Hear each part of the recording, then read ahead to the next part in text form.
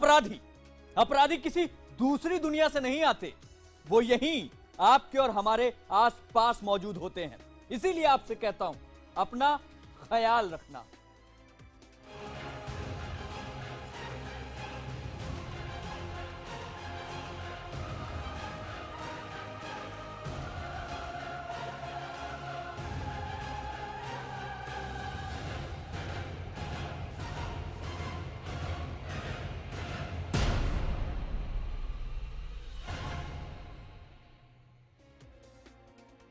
सच घटे या बढ़े, सच सच ना रहे, झूठ की कोई इंतहा नहीं, चाहे सोने के फ्रेम में मढ़वा दो, आईना झूठ बोलता नहीं। जी हां, आज हम जिस सच से आपको रूबरू करवाने जा रहे हैं, उसके बारे में आपने न जाने कितनी बार किस्सों कहानियों में सुना होगा या फिर टीवी पर और फिल्मी पर्दों पर देखा होगा।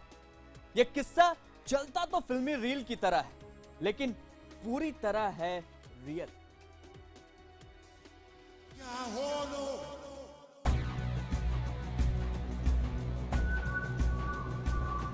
एक डेढ़ घंटा करते करते 5:30 से इन लोगों ने 12 बजा दिए।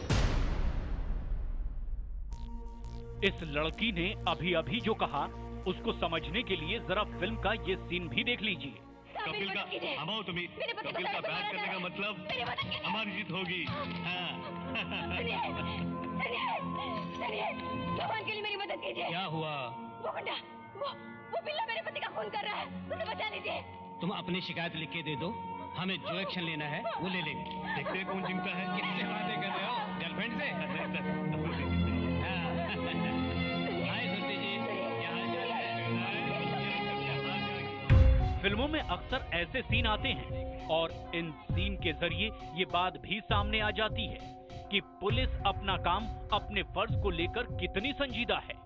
और जो बातें ये लड़की शायद अभी तक फिल्मों में ही देखती आ रही थी, वो इसने खुद अपनी आंखों से ना सिर्फ देखा, बल्कि उस परेशानी और उस तकलीफ को बेहद करीब से महसूस भी किया कि एक अदद शिकायत दर्ज कराना पुलिस के लिए कितनी देर का काम है।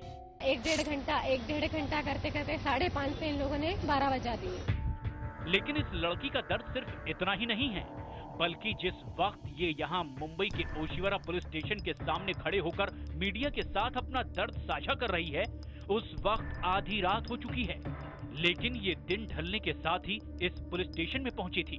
मगर यहाँ पुलिस वालों ने इसकी शिकायत सुनने से पहले खुद इसको कैसे कैसे सवालों की सूली पर चढ़ाया, इसकी एक वानगी पहले तो जरा यहाँ देख लीजिए। हाथ कहाँ थे? हाथ कहाँ थे? बाहों पर या कंधों पर, कमर पर या जांघों पर? कितनी थी वो? ये सवाल जरूरी थे, मगर किस तरह पूछे गए थे मुझसे? और जब ऐसे घिनौने सवाल मुझसे पूछे जा रहे थे तो क्यों नहीं उठी एक भी आवाज? और अब जरा इस लड़की का दर्द भी सुन लीजिए। एक क्वेश्चन कर रहा है, दूसरा कर रहा है, तो मजाक उड़ाने की वजह से। क्या वहाँ पर महिला जो पुलिस कभी मौजूद थी, उसका प्रयास हो रहा है? हाँ वही, उनसे मैं बार बार पूछ रही हूँ कि मैम कितना टाइम लगेगा, कितना टाइम लगेगा। एक डेढ़ घंटा और फोन पे बात करना, लाइक सुनना नहीं ज्यादा। इस लड़की का ढका हुआ चेहरा देखकर यकीनन आपको भी पहले शक हुआ होगा कि मामला किसी ऐसी अनहोनी से ताल्लुक रखता है जिसमें मजबूरी में लड़की का चेहरा छुपाना जरूरी है। लेकिन अब तो आपको यकीन हो गया होगा कि यहाँ मामला वाकई कितना संगीन है। ये तो वही हाल है कि जिसके साथ रेप हुआ है उसको पकड़ो, जिसने रेप किया है उससे इतने क्वेश्चंस नहीं करेंगे ये लोग। ये लड़की जिस जख्म पर मरहम लगवाने की गरज से इस पुलिस थाने तक पहुंची थी, वहां उसे मरहम कितना मिला इसका तो अंदाजा नहीं है। लेकिन इसकी बातों से एक बात तो जाहिर हो गई है कि कानून के रखवालों ने न सिर्फ इसके जख्मों को और कुरेद कर इसे और ज्यादा दर्द दिया, बल्कि इसके दिल में कहीं न कहीं एक बात को पुख्ता तौर पर बिठा दिया कि खाकी वर्दी वालों से मदद मिल जाए तो वो किस्मत वाली है, नहीं तो थाने के भीतर उसकी आंखों के सामने ही उसकी उम्मीदों का कत्ल तो किया ही जा चुका है। अफजल हुसैन, मुंबई, IBN 7। सवाल यही उठता है कि ये जो लड़की पुलिस थाने के बाहर खड़ी होकर अपना दर्द साझा कर रही थी, आखिर वो है कौन और उसके साथ ऐसा क्या हुआ है जिसकी वजह से उसे खाकी वर्दी वालों के पास जाकर अपने जख्मों के लिए मरहम का इंतजाम करना पड़ा। तो पूरा किस्सा क्या है, चलिए ये भी देख लेते हैं।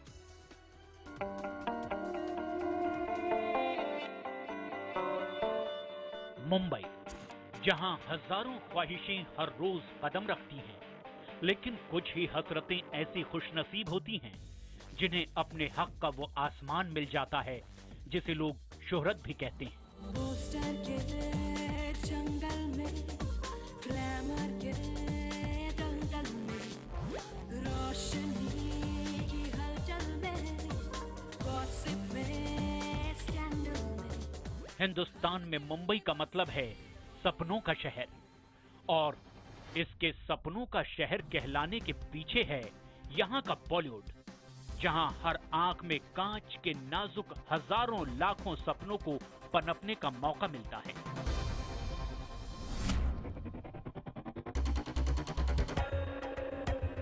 ऐसा ही एक सपना लेकर ये लड़की भी अपने घर वालों से बगावत करके इस माया नगरी में पहुंची थी, अपनी किस्मत दांव पर लगाने। शायद इसने सुन रखा था कि यहाँ मौकों का अपना मुकद्दर है, और जिसके साथ मुकद्दर हो उसे इस शहर में सिकंदर बनते देर नहीं लगती। मॉम डैड से परमिशन नहीं थी इंडस्ट्री में आने के लिए, तो मैंने ओके बोला। हालांकि इसने अपने हुनर के मुताबिक इस शहर में अपना काम ढूंढ भी लिया था। एक्चुअली मैंने इससे पहले मॉडलिंग ज्वाइन की थी, अभी भी मैं मॉडलिंग ही कंटिन्यू कर रही हूँ। तो एक्टिंग में इतना मतलब बड़ा फ्रॉड मेरे साथ हो चुका, तो मैंने किसी पे दोबारा ट्रस्ट नहीं किया। तभी इसकी जिंदगी में एक ऐसा मोड़ आ गया जिसने इसकी मंजिल ही बदल दी, और इस वक्त किसी फिल्म के लिए दौड़ भाग करने की बजाय यहाँ पुलिस के पास अपने जख्मों का इलाज तलाश करने के लिए पहुंच गई। मुंबई में मॉडल ने लगाया संगीन इल्जाम, रील की दुनिया का रियल में नंगा सच, एक बार फिर घिनौनी हकीकत का खुलासा, रोल देने के नाम पर कॉम्प्रोमाइज का ऑफर। जी हां, एक बार फिर बॉलीवुड की रंगीन दुनिया का वही काला सच सामने आया है जिसकी वजह से इसकी पहले भी न जाने कितनी बार बदनामी हो चुकी है। मुंबई के ओशिवरा पुलिस स्टेशन में एक मॉडल ने जो शिकायत दर्ज करवाई, उसने सपनों से भरी दुनिया का एक और चेहरा उजागर कर दिया। ये ऐसा चेहरा है जिसकी शक्ल कोई नहीं देखना चाहता। खुलासा यही है कि एक फिल्म में काम देने के नाम पर फिल्म के डायरेक्टर अरहान अख्तर ने इस लड़की को कॉम्प्रोमाइज करने को मजबूर कर दिया। पहले ऑडिशन पे बुलाया, ऑडिशन में बुलाने के बाद लुक टेस्ट लेने के बाद उन्होंने बोला कि आपको मैं बिग फ्लैटर्स नाम की मूवी है, ये 1 CR की मूवी है, इसमें शाहिद कपूर, प्रियंका चोपड़ा एंड इमरान खान है, तो मैं आपको इमरान खान के ऑपोजिट लूंगा एज अ लीड। तो मैंने बोला कि क्योंकि मैं न्यू कमर थी तो मेरे लिए बहुत बड़ी अपॉर्चुनिटी थी, तो मैंने यस बोल दिया। फिर उन्होंने लास्ट में बोला कि आपको पता ही है कि इंडस्ट्री में काम कैसे किया जाता है, तो मैंने बोला यस सर आई नो। फिर उन्होंने बोला कि आपको मतलब कॉम्प्रोमाइज करना पड़ेगा, क्योंकि मैं इतना बड़ा काम दे रहा हूँ तो आपको ये करना पड़ेगा। सिर्फ इतना ही नहीं, फिल्म में काम करने का झांसा देकर वो इसे मुंबई के अलावा लखनऊ और दिल्ली भी भेजता रहा, और ये सिलसिला करीब करीब पूरे 1 साल तक चलता रहा। फिर उन्होंने मतलब बोला लखनऊ जाने के लिए कि लखनऊ में ऑडिशंस हैं, आपको साथ में चलना पड़ेगा। तो मैंने ओके बोला कि जाती हूँ लखनऊ में। लखनऊ में जाने के बाद वहाँ उन्होंने फाइनेंसर से मिलवाया। मुझे एग्जैक्टली फाइनेंसर का नेम नहीं पता, क्योंकि मैं नेम एग्जैक्टली नहीं बता सकती क्या नाम होगा उनका, हो सकता है वो भी मेरे सामने झूठ नाम बोला। फिर उनसे मिला, फिर उन्होंने बोला कि you have to be physical with this person. जाहिर है, फिल्म हासिल करने के लिए जब फिल्म बनाने वालों की तमाम और जायज और नाजायज शर्तें मानने के बाद भी उसे फिल्म शुरू होती नहीं दिखी, तो उसने आखिरकार एक फाइनेंसर से सवाल कर ही दिया। उन्होंने फिर बोला कि आपको अब दिल्ली जाना पड़ेगा। दिल्ली में भी फिर किसी फाइनेंसर से मिलाया, उस फाइनेंसर ने भी यही बोला कि मैं इस मूवी में इन्वेस्ट कर रहा हूँ। सर इतना मतलब आपने 1 CR तक बोला था, उतने पैसे तो कलेक्ट हो चुके होंगे आपके पास, कब मूवी की शूटिंग स्टार्ट है? तो उन्होंने बोला कि बस मूवी की शूटिंग स्टार्ट होने ही वाली है। सवाल उठता है कि आखिर ये लड़की इतनी आसानी से डायरेक्टर के झांसे में आ कैसे गई? तो उसकी भी वजह आप खुद सुन लीजिए।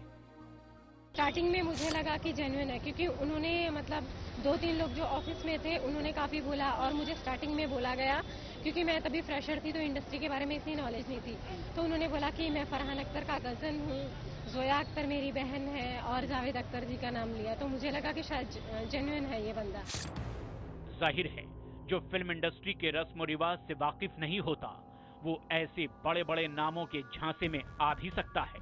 अब इसके इन इल्जामों में कितना सच है इसका पता तो खुद पुलिस को लगाना है, लेकिन एक सवाल जरूर पुलिस के साथ साथ तमाम लोगों के जहन में भी खड़ा हो सकता है कि कहीं ये खुद इस लड़की की चाल तो नहीं।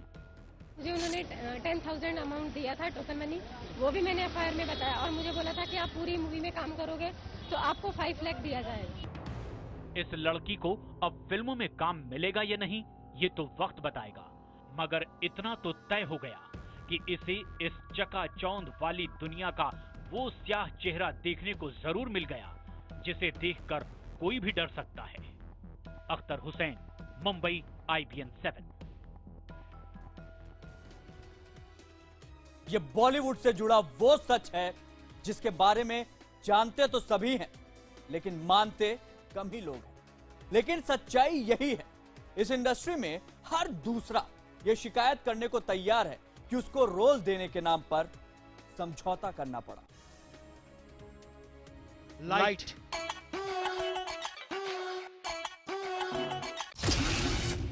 कैमरा,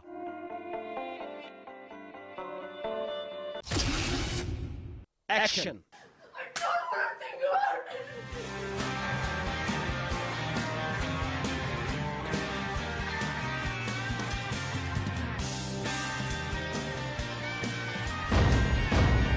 बड़ी कॉम्प्रोमाइजेस यार, सभी को स्टार बनने की घाई है।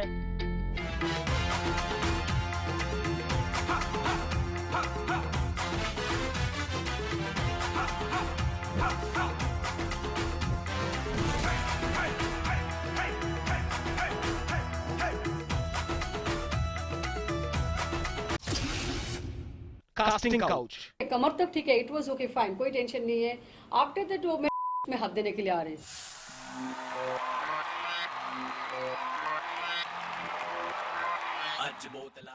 जहां हर साल करीब 1200 फिल्में बनती है और रिलीज होती हैं, जहां हर हफ्ते करीब 23 फिल्में रिलीज होती हैं,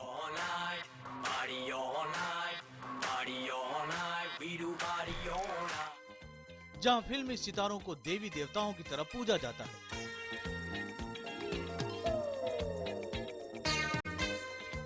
जिस देश के हर घर में कोई एक शख्स हीरो हीरोइन बनने के सपने देखता है, जहां छोटे बड़े पर्दे पर एक मौके के लिए लालायित रहते हैं लाखों, वहां बहुत आम है कास्टिंग काउच।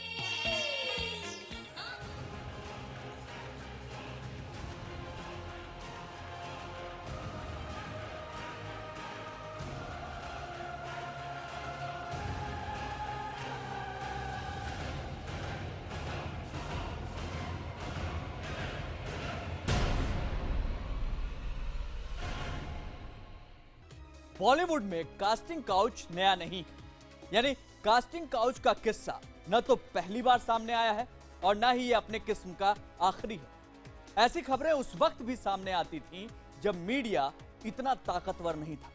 50 के दशक में एक मशहूर डायरेक्टर पर भी इसी तरह उंगली उठी थी।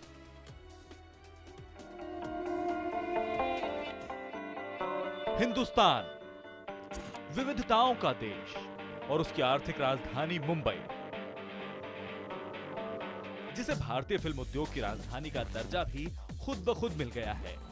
ऐसा हुआ है तो यूं ही नहीं, वो देश जहां हर हफ्ता औसतन 23 फिल्में रिलीज होती हों,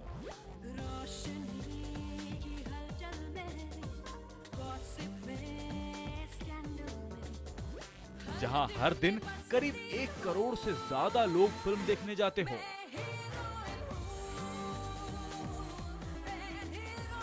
उस देश के एक शहर में अगर हर दिन आसमान चूमने की हसरत लिए अगर 60,000 लोग उतरते हों तो कुछ तो बात है ही। ये ऐसी बातें हैं जो सपनों में शोषण का औजार ढूंढ लेती हैं, और इसी औजार का नाम है कास्टिंग काउच। कास्टिंग काउच एक शर्त है, कास्टिंग काउच एक मौखिक करार है, कास्टिंग काउच एक अलिखित समझौता है। लेकिन ये नया नहीं है। चमक दमक के पीछे ये गंदगी उतनी ही पुरानी है जितनी फिल्म इंडस्ट्री। भले ही इसका लेखा जोखा ना हो, लेकिन इसका खुलासा, इसके प्रमाण कुछ तस्वीरों से मिलने लगे हैं। ये तस्वीरें 50 और 60 के दशक की हैं, वो दौर जब फिल्मी पर्दे को संस्कारी पर्दा माना जाता था। लेकिन फिल्मी करियर के लिए उस समय भी लड़कियां डायरेक्टर के कहने पर कपड़े उतारने को तैयार हो जाती थी। उस वक्त भी लड़कियों को कास्टिंग काउच का शिकार होना पड़ता था। हाल ही में 1950 के दौरान बंद दरवाजे के पीछे होने वाले बॉलीवुड ऑडिशन की हैरान कर देने वाली तस्वीरें सामने आई हैं। ये तस्वीरें लाइफ मैगजीन के फोटो जर्नलिस्ट जेम्स बुर्के ने तब खींची थी जब डायरेक्टर अब्दुल राशिद करदार अपनी फिल्म के लिए एक भारतीय और एक विदेशी लड़की का ऑडिशन ले रहे थे। अब्दुल राशिद करदार यानी फिल्म शाहजहां, दिल लगी, दुलारी और दिल लिया दर्द लिया के दिग्गज डायरेक्टर। ये सिलसिला अब यहाँ तक आ पहुँचा है कि यहाँ काम करने वाला कोई शख्स खुद को 100% महफूज मानकर नहीं चल सकता। ऐसे लोग जिन्हें विरासत में ये दुनिया मिली है, उन्हें भी जब तब ऐसे लम्हों से दो चार होना पड़ता है। और मैं अपने आप के लिए बोल सकती हूँ कि my journey has been very different, क्योंकि मैं I am not so ambitious, but yes I have been offered, I have gone through a lot of experiences directly and indirect. Bollywood पर नजदीक से नजर रखने वालों की माने तो यहाँ कास्टिंग काउच की शिकार केवल लड़कियां ही नहीं होती। नामचीन अभिनेता रणवीर सिंह ने ये कहकर खलबली मचा दी थी कि बॉलीवुड के शुरुआती दिनों में उन्हें भी कास्टिंग काउच का शिकार होना पड़ा था।